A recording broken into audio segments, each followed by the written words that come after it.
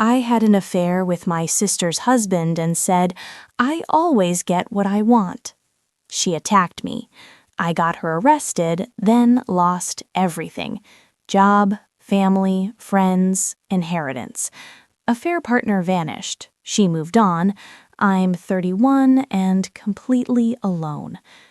I woke up in a hospital bed with a fractured jaw, 3 broken ribs, and the realization that I destroyed the only family I had. My sister Meredith put me here, and I deserved every second of it. Let me back up to the moment I ruined everything.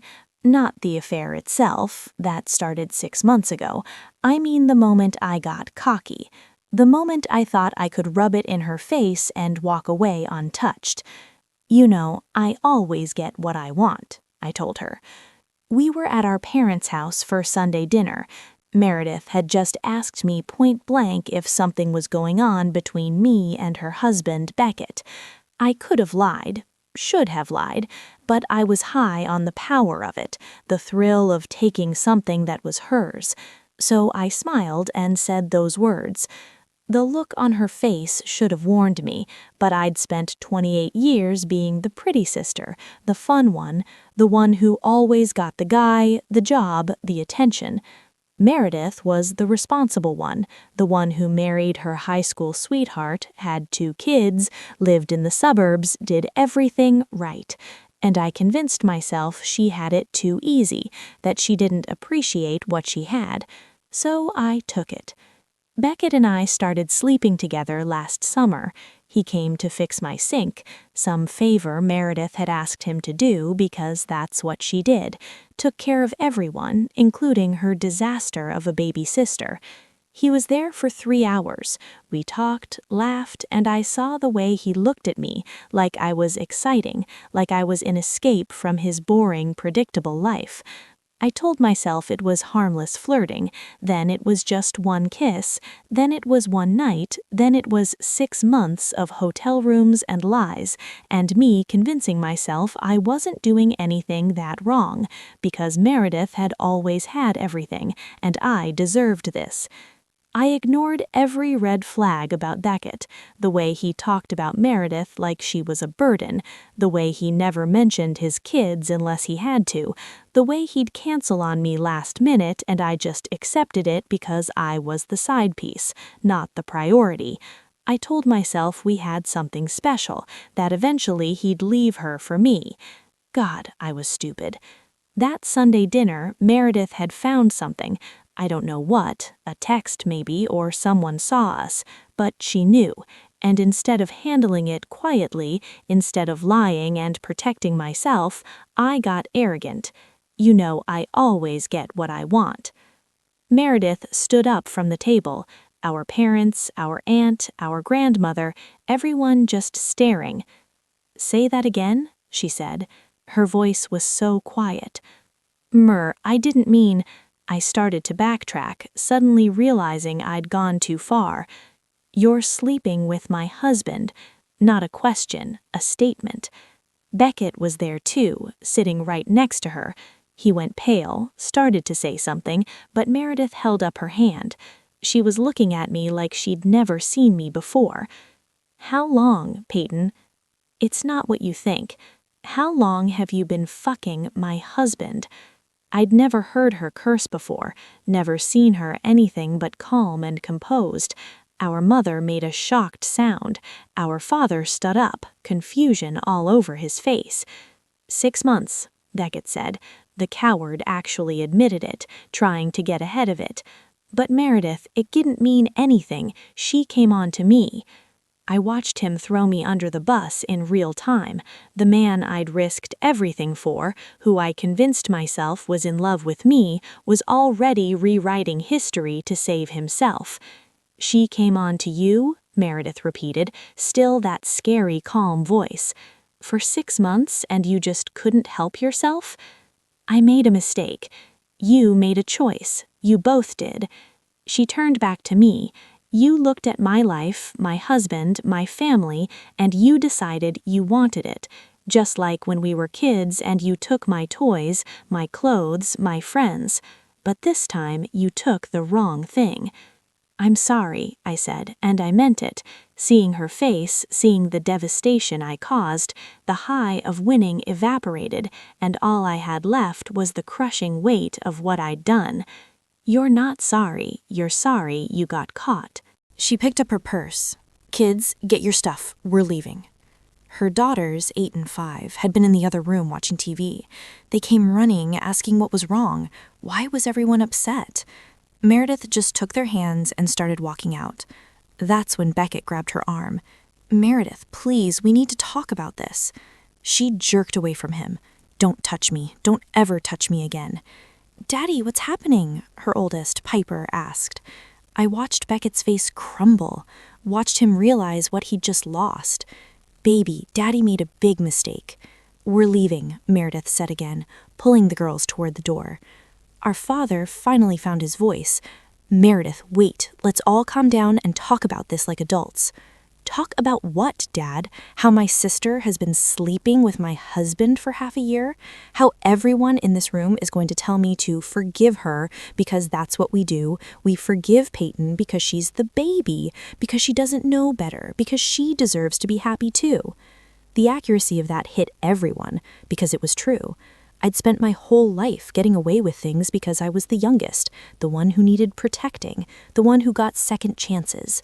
"She's your sister," our mother said weakly, "and he's my husband, and neither of them gave a damn about that when they were sneaking around behind my back." Meredith looked at me one more time.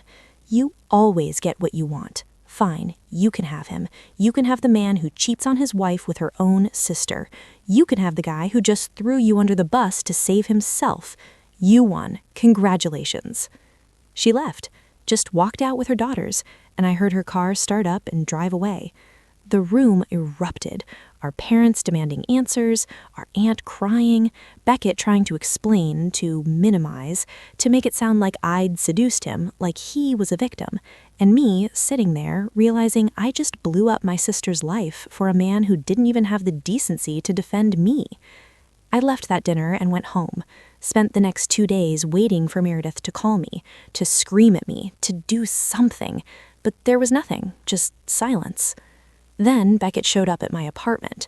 I thought maybe he was coming to tell me we could be together now, that Meredith was leaving him anyway, so we might as well admit what we had. "You need to tell Meredith you made everything up," he said instead. "What?" "Tell her you were jealous, that you lied, that nothing happened. She's going to take the kids, Peyton. She's going to destroy me in the divorce. You have to fix this."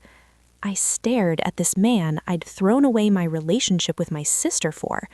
"You want me to say I lied, Beckett? She knows. Everyone knows." "Then say I was drunk, that it only happened once, that you manipulated me. I don't care. Just make it so she doesn't leave me." "You don't even care about me." It wasn't a question. I was finally seeing clearly. "Care about you? You're 28 years old, living in a studio apartment, working retail. What did you think this was? I was bored, Meredith's been cold since the second kid, and you were available and easy, but I'm not losing my family for you." He left, and I sat in my apartment understanding I'd destroyed my sister's marriage, my relationship with my family, my own integrity for a man who thought I was just available and easy. I should have left it there, should have accepted the loss and tried to rebuild what I could, but I was angry, hurt, humiliated. So when Meredith finally called me 3 days later and asked to meet, I went ready for a fight. We met at a coffee shop. She looked like she hadn't slept. I probably looked the same. "You need to know why," she said. "Of all the men in the world, why him? Why my husband?"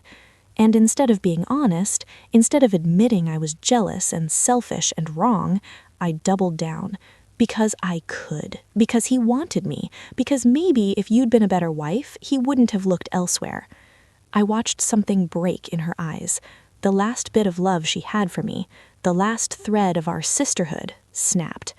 "You're right," she said quietly. "I wasn't enough. I was busy raising his children, keeping his house, working full-time, and still making sure he had dinner and clean clothes, and a wife who tried. You're absolutely right. I should have been more like you. Selfish, available, easy." She stood up. Stay away from my family. Stay away from my kids. You don't exist to me anymore. Meredith, I mean it. You're dead to me. She walked out and I felt the panic rising. This was real. This wasn't a fight we'd get over. I'd actually lost her.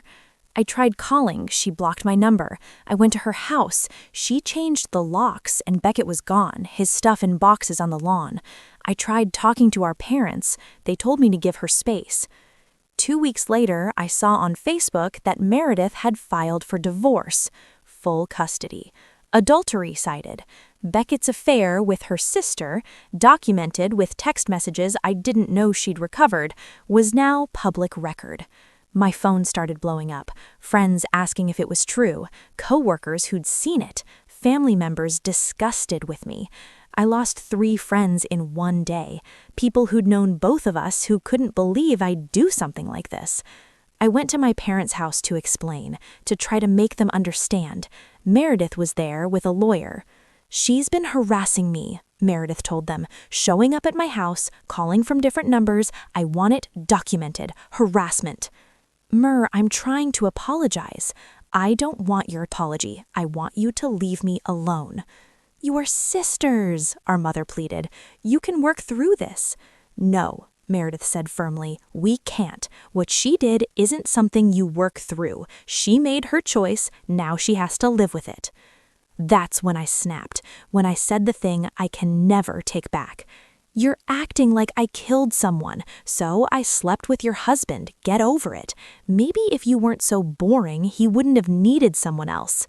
My father told me to leave. My mother was crying, and Meredith just looked at me with such cold hatred that I felt it in my bones. Get out of my parents' house, she said. It's my house too. I grew up here. Get out. I refused. I was tired of being pushed around, tired of being made to feel like the villain when Beckett was just as guilty, tired of Meredith acting like she was perfect. Meredith walked toward me. I stood my ground, and then she hit me. Not a slap, a full punch to my face that sent me stumbling backward. Before I could recover, she was on me, hitting, screaming, years of rage pouring out. Our father pulled her off. I was on the ground, my mouth bleeding, my ribs aching from where she'd kicked me, and Meredith was crying, this horrible, broken sobbing, while our parents held her back. You took everything from me, she screamed. My husband, my family, my trust, and you act like it's nothing. I pressed charges. I was hurt, scared, and angry. The police came, took statements, and Meredith was arrested for assault. Our entire family turned on me, called me a vindictive bitch, said I deserved what I got. Even our grandmother, who'd always spoiled me, told me I'd brought shame on the family. Meredith was released the same day. Her lawyer was already working on a defense: temporary insanity, extreme emotional distress, provocation. And the DA, looking at the circumstances, wasn't exactly rushing to prosecute a woman who had beaten up her husband for sleeping with her sister. I pushed anyway. I wanted her to hurt like I was hurting, wanted her to understand that actions have consequences. The preliminary hearing was 2 weeks later. I showed up with my injuries documented, my story prepared. Meredith showed up with Beckett's text messages, our hotel receipts, and a statement from her therapist about the trauma of spousal betrayal with a family member. The judge looked at me like garbage. Miss Peyton Anderson, you're asking this court to prosecute your sister for assault after you carried on an affair with her husband for 6 months. She attacked you after you admitted in front of witnesses to sleeping with her husband and then blamed her for his infidelity. The judge flipped through the statements. You told her, and I quote, "Maybe if you weren't so boring, he wouldn't have needed someone else." Hearing it read back in court in front of everyone, I finally understood how it sounded, how I sounded. The DA has agreed to drop charges in exchange for Miss Meredith Anderson agreeing to anger management counseling and a restraining order preventing contact between you. The judge looked at me. I suggest you take it, because if this goes to trial, I don't think you'll like the outcome. I took it. The charges were dropped. Meredith got a restraining order that said I had to stay 500 feet away from her, her kids, and her home. I walked out of that courthouse and my family was standing with Meredith. All of them. Parents, grandparents, aunts, uncles, cousins, standing on her side. Nobody even looked at me. I lost my job 3 days after the hearing. My boss called me in, said they'd received complaints about my personal situation creating a hostile work environment. Someone had sent the court documents to the office. Everyone knew what I'd done. "We think it's best if you move on," she said, not even pretending this was about performance. I was unemployed, alone, and facing the reality that I'd nuked my entire life for a man who'd already moved on. Beckett had a new girlfriend within a month, some woman from his gym. He posted photos of them together, smiling, happy, like Meredith and I had never existed. My apartment lease was up in 2 months. I couldn't afford to renew it without a job. I applied everywhere, but every interview went the same way. They'd Google my name, find the court documents, the divorce filings citing my affair. Nobody wanted to hire the woman who slept with her sister's husband. I had to move back in with my parents. At 28 years old, I was living in my childhood bedroom, unemployed, blacklisted by my own family. My mother barely spoke to me. My father avoided me completely. They let me stay because I was their daughter, but I knew they wished they didn't have to. Meredith posted a photo on Facebook of her and the girls, all smiling. The caption, "New chapter, just us."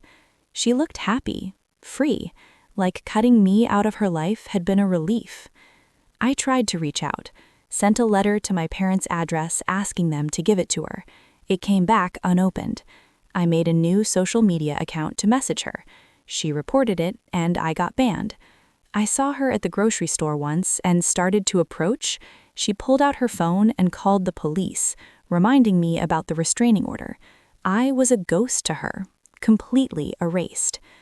My friends from high school had a reunion. I wasn't invited. When I showed up anyway, 3 people asked me to leave. "Meredith's coming," they said, and we all agreed, "You're not welcome." Meredith had been my sister for 28 years. We'd shared a room growing up. I'd been in her wedding. I was there when both her daughters were born. And now I was the person who got uninvited from events to make room for her. I finally found work at a call center 2 towns over. Minimum wage, soul-crushing, but they didn't do background checks beyond criminal records. I worked with people who didn't know my story, didn't care about my past. It was the only place I could breathe. But every day I drove past the exit to Meredith's neighborhood. Every day I saw her daughter's school. Every day I was reminded of what I destroyed. I started therapy. Had to. Couldn't afford not to understand what I'd done. My therapist, Dr. Lennox, didn't let me hide. "You made a series of choices," she said. "Not mistakes. Choices. Every time you met Beckett, every lie you told, every time you watched your sister and knew what you were doing behind her back, those were choices. I know that. Do you? Because you keep talking about how you lost your family, your job, your life, like these things happened to you. But you did this. You chose this." She was right. I'd spent months playing the victim, acting like I was the one wronged when Meredith wouldn't forgive me, when my parents took her side, when everyone abandoned me. But I'd abandoned them first. I'd looked at my sister's life and decided I wanted to burn it down. The divorce was finalized in October. Meredith got full custody. Beckett got supervised visitation because Meredith's lawyer proved he brought me around the kids, exposed them to his affair partner while still married. She took him for everything: the house, the cars, child support that would keep him broke for years. And me? I got nothing. Beckett wouldn't even talk to me, blocked my number, blocked me on everything. I destroyed my relationship with my sister for a man who wouldn't even acknowledge I existed 6 months later. I saw Meredith one more time at our grandmother's funeral.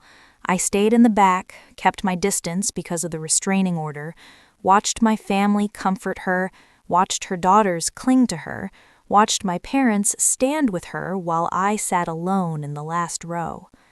After the service, I waited until everyone left, stood by the grave, crying for my grandmother and for everything I'd lost. Meredith came back.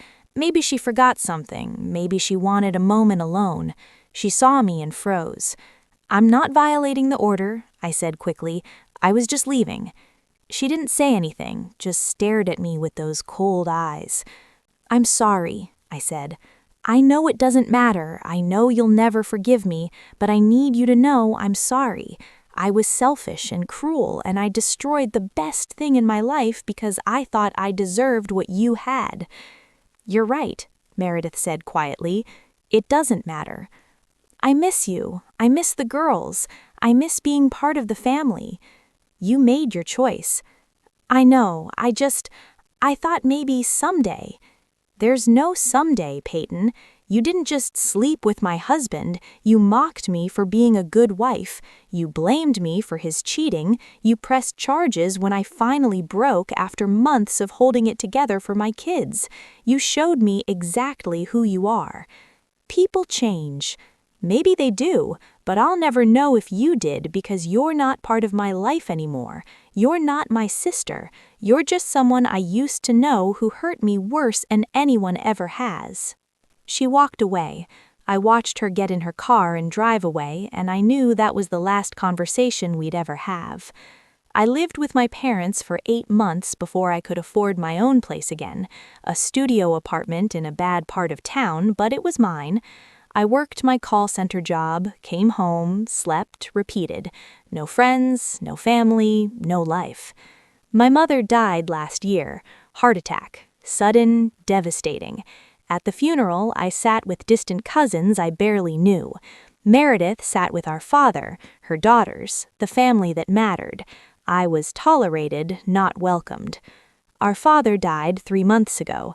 I found out from a cousin because Meredith didn't tell me. The funeral was the same, me alone, Meredith with everyone else. Our father's will left everything to her, the house, the savings, everything. There was a note, Peyton made her choices. Meredith was there when it mattered. I wanted to be angry, wanted to say it wasn't fair, but it was fair. Meredith had been there. She'd taken care of them when our mother got sick, when our father started showing signs of dementia. I'd been too ashamed to visit, too afraid of seeing the disappointment in their eyes. I'm 31 now. I work at the same call center. I live alone.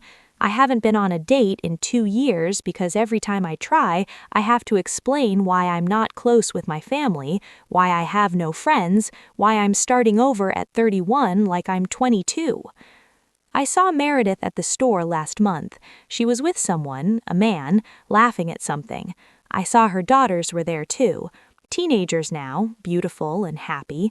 They looked like they'd healed, like they'd built a good life from the ashes of what I burned down. She saw me, and for just a second our eyes met. I thought maybe I'd see something. Recognition, curiosity, even hatred would have been better than what I saw. Nothing. She looked at me like a stranger, like 28 years of sisterhood, of shared memories and inside jokes and late-night talks had been completely erased. Then she turned back to her family and kept walking. I stood there in the cereal aisle, watching the life I could have had if I'd just been grateful for what I already had, if I'd valued my sister more than a cheap thrill, if I'd understood that some things, once broken, can never be fixed. I sleep in a twin bed in a studio apartment, and sometimes I wake up and forget, for just a second. Forget that I'm not welcome at family dinners. Forget that I don't get birthday calls or holiday invitations. Forget that my nieces don't know me. That my sister has built an entire life that I'm not part of. Then I remember, and I have to live another day knowing I did this to myself. There's no redemption here, no lesson learned that makes it okay. I know what I did was unforgivable. I know I deserve every lonely night, every missed family moment, Every time someone asks about my family and I have to say we're not close, but knowing doesn't fix it. Being sorry doesn't bring them back. If you're reading this and thinking about it, thinking your sister or friend has it too easy, that you deserve their boyfriend or husband, that you can get away with it, you can't. Not really. You might get what you want for a minute, but you'll pay for it forever. I destroyed my family for 6 months with a man who didn't even respect me. My sister moved on. My parents died disappointed in me. My nieces don't know my name. And I'm still here alone, living with the weight of choices I can never undo. There's no happy ending. There's just me sitting in this apartment watching my sister's life through social media like a stranger, knowing I gave up the only people who ever really loved me for a man who thought I was easy and available. I always got what I wanted, until I wanted what mattered, and then it was too late.